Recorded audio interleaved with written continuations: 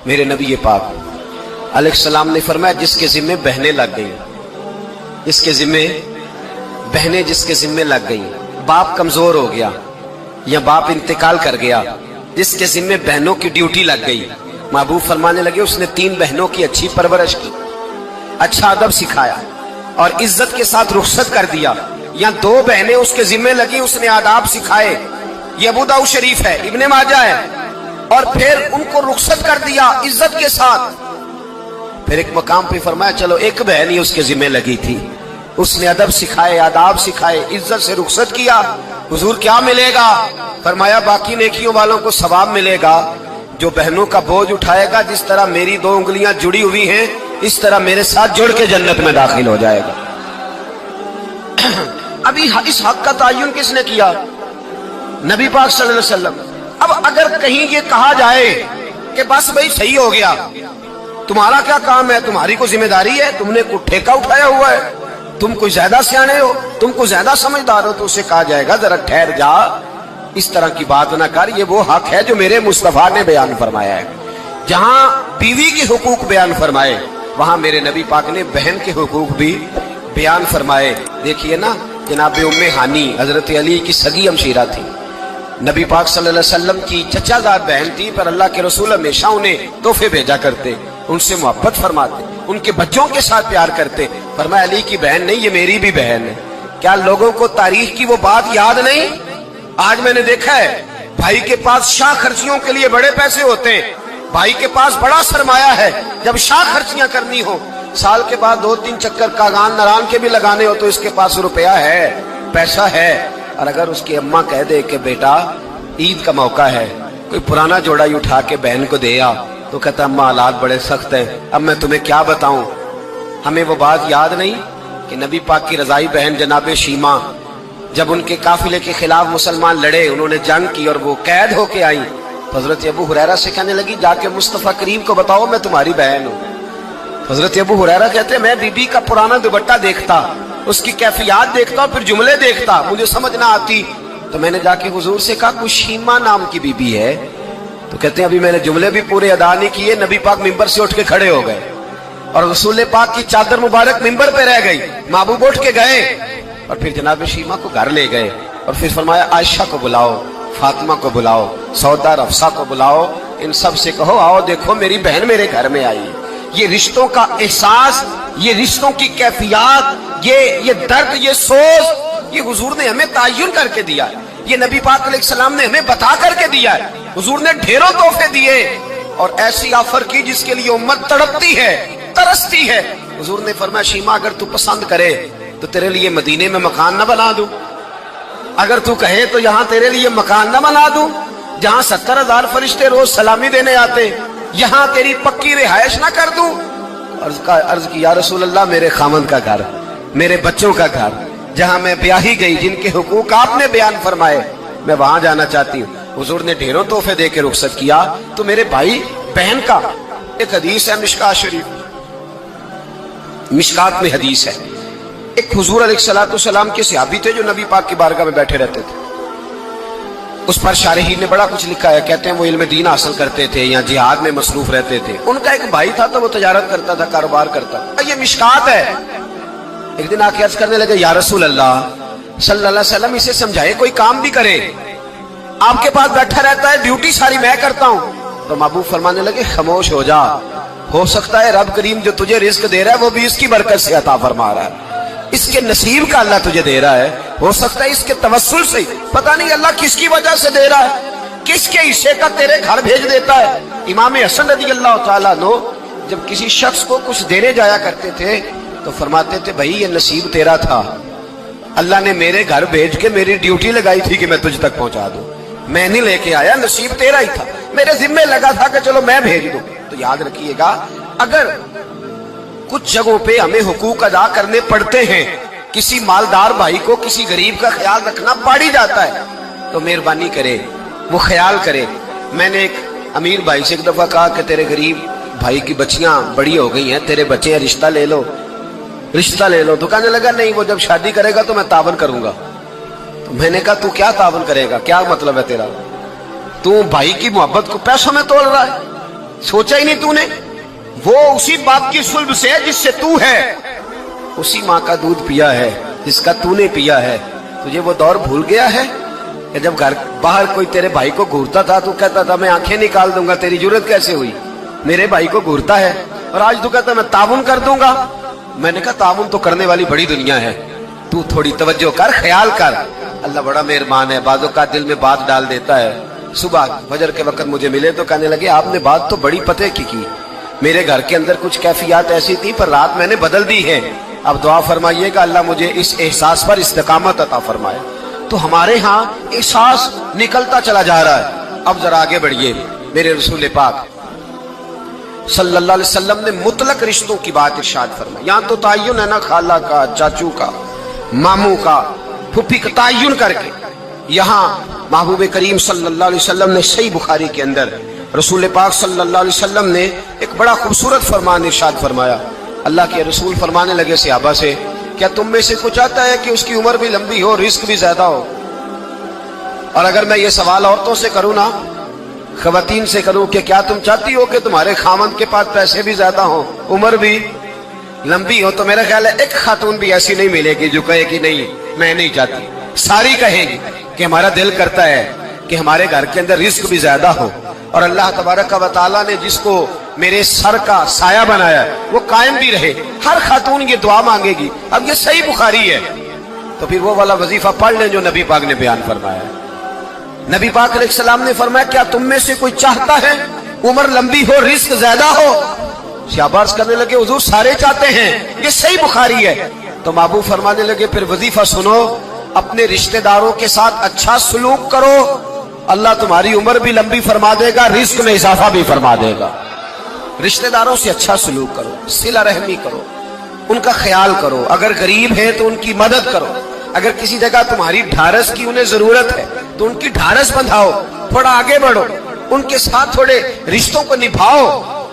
तुम तो सिर्फ एक रिश्तेदार की हौसला अफजाई करोगे, बीमार होगा तो तीमारदारी करोगे, किसी तकलीफ में जाके उसकी दिलजोई करोगे, अल्लाह तुम्हें उसका इनाम ये देगा कि रब तबारक व तआला तुम्हारे रिस्क में भी इजाफा फरमा देगा और तुम्हारी उम्र को भी लंबा फरमा देगा। अब हमारे यहाँ होता यह है कि लोग कहते हैं जी मेरा रिश्तेदार सख्त बहुत है, बड़ा सख्त है। दुनिया में सबसे सख्त रिश्तेदार मेरे नबी पाक को मिले थे। सबसे सख्त रिश्तेदार, सख्त रिश्तेदार, ऐसे रिश्तेदार कि जो तलवारें लेके आ गए शहीद करने को, और ऐसे रिश्तेदार जो बदर की जंग तक तलवारें लेके आते रहे, और ऐसे रिश्तेदार जो फतह मक्का तक तलवारें लेके आते रहे। लेकिन जिस दिन उन्होंने नरमी फरमाई, मेरे महबूब ने फरमाया तुम तो सिर्फ नरमी करोगे, मुझे तो अल्लाह ने रहमत लिल आलमीन बना के भेजा। मेरे महबूब पाक अलैहिस्सलाम ने करम के दरवाजे ही खोल दी, हुजूर ने रहमतें फरमा दी। हमारे अंदर की वो घुटन और मिजाज का वो कमजोरपन और वो जो हम अंदर से बुज़दिली दिखाते रिश्तेदारों के मामले में, वो बहुत सारी जगहों पे हमारा नुकसान करती है। अपने रिश्तेदारों के साथ थोड़े से मामलात को बेहतर रख। एक बात एक दोस्त ने एक दफा मुझे भेजी, उसने बात बड़ी मुझे अजीब लगी। उसने कहा कि एक शख्स का इंतकाल हो गया, तो वो जब उसको दफन करने लगे जनाजा पढ़ के, तो एक आदमी ने उसकी चारपाई पकड़ ली। उसने कहा इसने मेरा 45 लाख रुपया देना है, पहले पैसे दोगे फिर दफन करने दूंगा, पैसे दे दो दफन कर लो। दूर से पकड़ी, अब रश है, 3 बेटे भी थे तो जायदाद भी थी, सारा कुछ था। उन 3 बेटों से लोगों ने कहा कि तेरे अब्बे को दफन नहीं करने दे रहा, शोर है। तो और वो बंदा भी वो था जो बड़ा करीबी था उसका, उसके वालिद का पार्टनर था, ताल्लुकात थे। तो उसने कहा कि पहले पैसे दो फिर दफन करने दूंगा। अब वो 3 बेटे कहने लगे किधर से पैसे दे, 45 लाख ही कह दिया है, हमें तो अब्बा ने कोई नहीं बताया, हालांकि जायदादें हैं, मकान है, सारा कुछ है, तो भाई हम किधर से दे? चलो 2-4 लाख की ठीक है, वो थोड़ा सा करे नरम रवैये को तो हम करते हैं, शोर तो है, लेकिन किधर से दे 45 लाख? जब बात बहुत तेज हो गई, शोर हो गया, वो इंसान मजनू बन के उसने चारपाई थामी हुई है, कहता नहीं पहले पैसे दोगे फिर दफन करने दूंगा। 3 बेटे थे तो एक बेटी भी थी। बेटी को घर में पैगाम गया कि तेरे अब्बा को दफन नहीं होने देते। उसने सारा जेवर उतार के भेज दिया। उसने कहा उस चचा से कहो मेरे अब्बा के उस दोस्त से जिसने कर्जा लेना है कि ये रख ले और मैं थोड़े थोड़े करके पैसे लौटा देती हूँ, پر میرے باپ کو مرنے کے بعد یوں رسوا نہ کرے، اس کو دفن تو ہونے دے، میں ایک ایک پائی دے دوں گی، میرا وعدہ رہا۔ جب وہ بیٹی نے 8-10 لاکھ کا زیور بھیج دیا تو وہ قرضہ لینے والا شور کرنے لگا، اس نے کہا او مجھے پتہ چل گیا، مجھے معاف کر دو سارے اور اسے دفنا دو۔ کہا کیا ہوا؟ تو وہ کہنے لگا میں نے اس سے 45 لاکھ لینا نہیں تھا، میں نے دینا تھا، تو میں غور کر رہا تھا کہ اگر تو میں نے اعلان کر دیا نا کہ 45 لاکھ میں نے دینا ہے تو 110 نکل آئیں گے وارث کہ مجھے بھی دو مجھے بھی دو، تو میں نے یہ رویہ اس لیے اختیار کیا ہے کہ میں دیکھوں اس کا اصل وارث ہے کون۔ تو اصل وارث وہ بیٹی ہے جس نے اپنے کانوں سے بندے بھی اتار کے بھیج دیے، اور جس نے اپنے وہ شادی والے دن پہننے والے زیورات، پہلی رات کا وہ اس نے زیور بھی سارا اتار کے دے دیا۔ اس نے کہا کہ باپ کا کفن نہ میلا ہو جائے، تو اصل وارث بھی بچی ہے۔ اس نے کہا اس نے مجھے وصیت کی تھی ہر ایک کو نہ دے دینا، میرے اصل وارث کو دینا، تو مجھے اصل وارث مل گیا ہے، اب میں کسی اور کو نہیں دوں گا، اس بیٹی کو دوں گا جس نے باپ کے لیے قربانی دی۔ تو یاد رکھے جنہ لی تو پاپ کمائے ہو کتھے نہیں تیرے کر دے۔ تو اس لین دین کے معاملات اپنے صاف ستھرے رکھے، ان کے اندر کسی قسم کی وہ چیز نہ پیدا کرے کہ جو ہمارے لیے بڑی باعث سے پریشانی بن جائے۔ تو میں یہ سمجھانا چاہ رہا ہوں آپ حضرات کو، اپنے بھی بھائیوں کو، دوستوں کو، کہ کوشش فرمائیں کہ آپ یہ یاد رکھیں۔ وہ میری اماں کبھی کبھی میرے ننھال سے نا کوئی چیز آتی تھی نا بطور تحفہ کے کسی چیز، تو میری اماں کہتی تھی میرے ماموں سے یا میرے نانا سے کہ بس ٹھیک ہے یہ آپ تھوڑا سا دے جائیں باقی لے جائیں، تو کہتے نہیں رکھ لے۔ تو اماں کہا کرتی تھی کہ اپنے گھر سے بندہ کھائے تو پھر ہی پوری پڑتی ہے، کوئی دے گا تو کیا اس میں کتنی دیر ایک دن بندہ کھا لے گا۔ وہ کہا کرتی تھی کہ اگر پورا کرنا ہے نا خرچہ تو بندہ اپنی کمائی سے پورا کرے تو پورا ہوتا ہے، اگر کسی کے 10,000 سے آپ سمجھتے ہیں کوئی فائدہ ہوگا تو کچھ نہیں ہوتا۔ آپ کے دست و بازو جو ہمت کر کے لائیں گے اسی سے گزارا ہوگا۔ کسی کا 50,000 رکھ کے کتنا وقت بیت سکتا ہے، 1 لاکھ سے کیا مطلب، کیا بندہ کر سکتا ہے۔ تو سہارے نہ ڈھونڈو، خوددار بنو۔ طریقت میں، تصوف میں خودداری، ترمذی شریف کی ایک حدیث ہے مجھے بڑی پسند ہے، میں سمجھتا ہوں یہ حدیث اگر لوگ سمجھ جائیں نا تو بات بن جائے۔ نبی پاک صلی اللہ تعالی علیہ وسلم نے لوگوں سے کہا لوگوں چاہتے ہو کہ تم اللہ کے محبوب بن جاؤ؟ تو صحابہ کے چہرے کھل اٹھے، کہا یا رسول اللہ صلی اللہ علیہ وسلم بالکل چاہتے ہیں۔ فرمایا جو اللہ نے تمہیں دیا ہے اس پہ راضی ہو جاؤ، اللہ کے محبوب بن جاؤ گے، اللہ تم سے پیار کرے گا۔ اور پھر فرمایا چاہتے ہو کہ لوگ بھی تم سے پیار کریں؟ لوگ بھی کریں یا رسول اللہ دل کرتا ہے۔ تو نبی پاک نے فرمایا کسی بندے کی جیب کی طرف کبھی نہ دیکھنا، جو سامنے والے کی جیب میں ہے اس سے بچ جا، اس کے مال پر نظر ڈالنی چھوڑ دے، لوگ بھی تجھ سے پیار کرنے لگ جائیں گے۔ لوگوں کے مال کی طرف نہ دیکھ۔ آپ رکھ لیں کسی کا 500 روپیہ بھی، وہ کہے گا بندہ ہی نہیں صحیح، میرا 500 کھا گیا۔ یہ مت سمجھے کہ بڑا امیر تھا اس کو فکر ہی کوئی نہیں، نہ۔ ان معاملات کے اندر لوگ کہیں نہ کہیں بول ہی جاتے ہیں، کہیں نہ کہیں بات کر ہی جاتے ہیں، کسی نہ کسی جگہ زبان پھسل ہی جاتی ہے۔ تو مہربانی فرمائیں، مہربانی کریں، آپ اس بات پہ ضرور غور کریں۔ اور یہ میری اپیل ہے، آپ میرے پیر بھائی ہیں، عزیز ہیں، کہ کوشش فرمائیں لین دین کے معاملات کو 110% صاف رکھیں۔ کوشش کریں جہاں کوئی چیز دینی ہے، خریداریاں بعد میں ہوتی رہیں گی، جائیدادیں بعد میں بنتی رہیں گی، قرضے نہیں ہونے چاہیے، قرضہ نہیں ہونا چاہیے۔ میں ایک بزرگ سے کبھی کبھی ملتا تھا تو میں کہتا تھا حضرت جی حالات کیسے ہیں؟ تو کہتے ہیں الحمدللہ کسی کا دینا کچھ نہیں، الحمدللہ کسی کا۔ تو اس شخص مجھے بات کرتا تھا تو مجھے یوں لگتا تھا کہ جیسے وہ شخص نعرہ لگا رہا ہے الحمدللہ کسی کا دینا کچھ نہیں۔ یہ اللہ تعالیٰ کا شکر ہے۔ اور پھر وہ کبھی کبھی یہ بھی کہا کرتے تھے کسی سے 200-250 لینا ہوگا میں نے دینی کوئی شے نہیں، کوئی کبھی کبھی ٹٹولو گے تو میرا کسی طرف کوئی نکل ہی آئے گا، لیکن میں نے کسی کا دینا کوئی نہیں۔ میرے اسا فرمایا کرتے تھے ہماری تو طریقت بھی بڑی دلیر ہے۔ میں نے ایک دفعہ کہا حضور نظریہ طریقت کیا؟ فرمانے لگے ہماری تو طریقت بھی بڑی خوددار ہے، ہم مریدوں کا خرچ نہیں کراتے، ہم تو کئی دفعہ مریدوں پہ خرچ کر ڈالتے، ہماری تو طریقت بھی بڑی توانا ہے، نہیں تو مزاج ہی بڑا نوکھا پایا ہے۔ تو مہربانی فرمائے لینے دینے کے ایک حدیث بخاری میں بڑی مزیدار ہے، بخاری میں، سبحان اللہ۔ اور بخاری شریف قرآن مجید کے بعد امت مسلمہ کے پاس سب سے معتبر کتاب کا نام بخاری شریف ہے۔ نبی پاک صلی اللہ علیہ وسلم نے فرمایا ایک بھائی اپنے بھائی سے قرضہ لینے لگا، ایک دوست اپنے دوست سے پیسے لینے لگا، اس نے کہا یار پیسے تو میں دے دیتا ہوں پر کوئی گواہ. اس نے کہا غریبوں کے گواہ نہیں ہوتے, میرا گواہ اللہ ہے. اس نے کہا کسی کی ضمانت دے دو. اس نے کہا میری کون ضمانت دے گا, میری ضمانت بھی میرا اللہ ہی دے گا. وہ بات ہو گئی. 1000 دینار اس کو بات بڑی پسند آئی. کہا اللہ کے نام پر تو کہتا ہے اللہ بھی گواہ ہے ہمارے درمیان اور اللہ ہی ضمانتی ہے, تو لے لے پیسے. 1000 دینار دے دیے.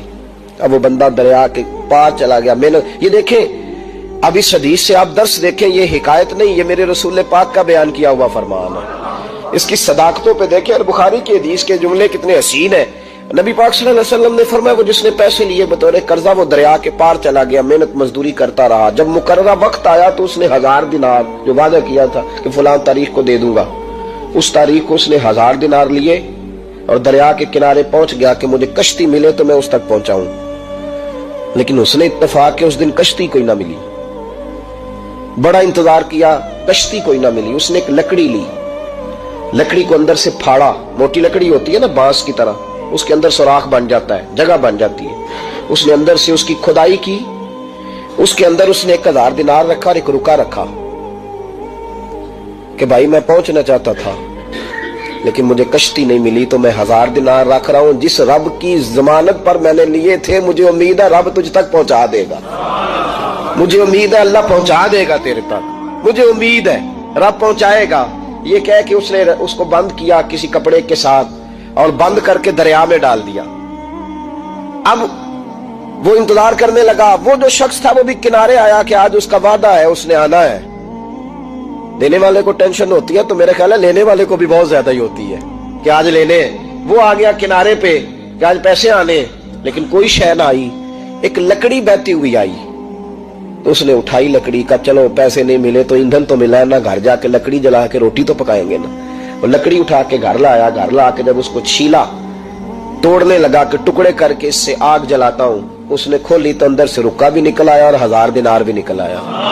رب کریم کا انداز دیکھو کہ دریا کتنا چوڑا ہوتا ہے اور جو کاغذ ہوتا ہے وہ پگھل جاتا ہے دریا کے اندر, لفظ مٹ جاتے ہیں, لیکن ہر چیز کو بحفاظت میرے رب کریم نے پہنچا دیا. اس نے جب اس کو کھولا نا تو 1000 دینار بھی نکل آیا. مقررہ وقت پہ اسے پیسے بھی مل گئے. وہ بڑا راضی ہوا. اب یہ بندہ آیا کچھ دنوں کے بعد دوبارہ 1000 دینار کا اور بندوبست کر کے لایا. پتہ نہیں اس تک پہنچے کہ کہیں گم ہو گئے. 1000 دینار کا اور بندوبست کر کے لایا. معصوم آمنہ, حبیب کبریا, سید کون مکان صلی اللہ علیہ وسلم کس حسن کے ساتھ اپنی امت کو حسین اخلاق سکھا رہے ہیں. نبی پاک علیہ السلام فرمانے لگے غلاموں ایک اور 1000 دینار لے کے دروازے پہ آیا اور دستک دے کے کہنے لگا میرا رب گواہ ہے کہ میں نے کوشش کی تھی پر مجھے کشتی نہیں ملی. میرا رب گواہ ہے کہ میں نے ہمت کی تھی پر موقع نہیں ملا. اللہ جانتا ہے جس رب کی ضمانت پہ میں نے تجھ سے پیسے لیے کہ میری کوشش پوری تھی پر موقع نہیں ملا, میں آیا ہوں پیسے رکھ لے. اس نے کہا اگر اللہ تیرے اور میرے درمیان گواہ تھا پھر وہ کریم بھی بڑا ہے. تو نے دریا میں ڈالے تھے تو رب کریم نے باحفاظت مجھے پہنچا بھی دیے اور تیری عزتوں کو اس نے برقرار رکھا ہے. میرے دل میں تیری گویا قدر بڑھ گئی ہے. او بھائی جو رب کریم پہ بھروسہ کرے, جو اللہ پہ بھروسہ کرے اور ارادہ کرے. اور اسی طرح کی ایک اور حدیث سیاستہ میں موجود ہے. نبی پاک صلی اللہ علیہ وسلم نے فرمایا ایک بندے کا ارادہ تھا قرضہ دینے کا, اس کا پروگرام تھا واپس کروں گا پیسے, محنت کر رہا تھا, جدوجہد کر رہا تھا, کوشش تھی, وہ نیت اس کی صحیح تھی, دبانے کا 1% بھی ارادہ نہیں تھا, کوشش جاری تھی, ہمت کر رہا تھا, فوت ہو گیا. یا رسول اللہ اب کیا بنے گا؟ اگر صوفیاء اس حدیث پہ وجد کرتے, وجد آتا ہے ان لفظوں پہ, اب کیا بنے گا؟ تو میرے محبوب فرمانے لگے قیامت کے دن اللہ اپنی رحمت سے اس کے قرضے ادا فرما دے گا. دیکھو اتنا بھی کوئی خوش نصیب ہے جس کے اللہ قرضے ادا کرے, اتنا بھی کوئی خوش قسمت ہے رب جس کے قرضے دے. اللہ کہے مجھ سے لے لے چل یار رہنے دے. اور بھائی ان لفظوں کو دیکھیں نا, جس مبارکہ میں سرکار دو عالم صلی اللہ علیہ وسلم نے فرمایا قیامت کے دن 2 بھائی, ایک بھائی پہلے انتقال کر گیا, ایک بعد میں فوت ہوا. جو پہلے چلا گیا اس کے کچھ حقوق بعد والے نے دینے تھے, سمجھ لے کچھ قرضے تھے. اب وہ پہلے فوت ہوا, اسے بعد میں احساس ہوا, اس نے کوشش بھی کی, معافیاں بھی مانگی, لیکن اب وہ فوت ہو چکا تھا. تو نبی پاک صلی اللہ علیہ وسلم فرماتے ہیں قیامت کے دن چونکہ یہ معافیاں بھی مانگتا رہا, توبہ بھی کرتا رہا, بڑی اس کو صحیح احساس ہو گیا, ندامت والی توبہ کی, لیکن اب جس کا حق تھا وہ تو فوت ہو گیا, اب کیا کرے؟ تو محبوب فرمانے لگے فوت ہوگا نا جس نے دینے تھے پیسے، جس کے ذمے حقوق تھے، لیکن وہ جس کے دینے تھے وہ تو چلا گیا، سمجھ لیں کوئی وارث بھی نہیں. تو فرمایا جب یہ فوت ہوگا تو قیامت کے دن جو پہلے فوت ہوا تھا وہ مقدمہ کرے گا کہ یا اللہ اس نے میرا مال دبایا، میرے پیسے لے کے دے. تو رب کریم فرمائے گا چل یہ بڑیاں معافیاں مانگتا رہا، اسے معاف کر دے. اللہ فرمائے گا، وہ کہے گا نہیں یا اللہ مجھے بڑا ستایا، مجھے بڑی تکلیف دی، میرے حقوق ضائع کیے، میں نہیں معاف کرتا. تو رب کریم فرمائے گا ذرا اوپر اٹھنا، چل بعد میں بات کرتے ہیں، اٹھ تو صحیح. وہ جنت میں ایک محل بنا ہوا ہے، ذرا اس کی طرف تو نظر ڈال. اس نے نظر ڈالی تو یہاں تو کوئی اچھا انجینئر بنائے کوئی مکان تو نظر جو ہے وہ ہٹتی نہیں. تو جس مکان کو رب تیار فرمائے، جس کو اللہ بنائے، اس سے نظریں کیسے ہٹتی ہوگی؟ اس نے دیکھا تو دیکھتا ہی گیا، دیکھتا ہی گیا. عرض کرنے لگا مولا یہ کس کا مکان ہے؟ تو محبوب علیہ السلام فرماتے ہیں رب کریم نے فرمایا اس کا ہے جو اس کی قیمت دے گا. کہ یا اللہ کون قیمت دے گا؟ فرمایا تو بھی دے سکتا ہے. یا اللہ میں غریب فقیر، میں کیسے قیمت دوں؟ تو اللہ فرمائے گا چل تو اپنے بھائی کو معاف کر دے، میں محل تجھے دے دیتا ہوں، تو معافی دے دے، محل تیرا ہوا.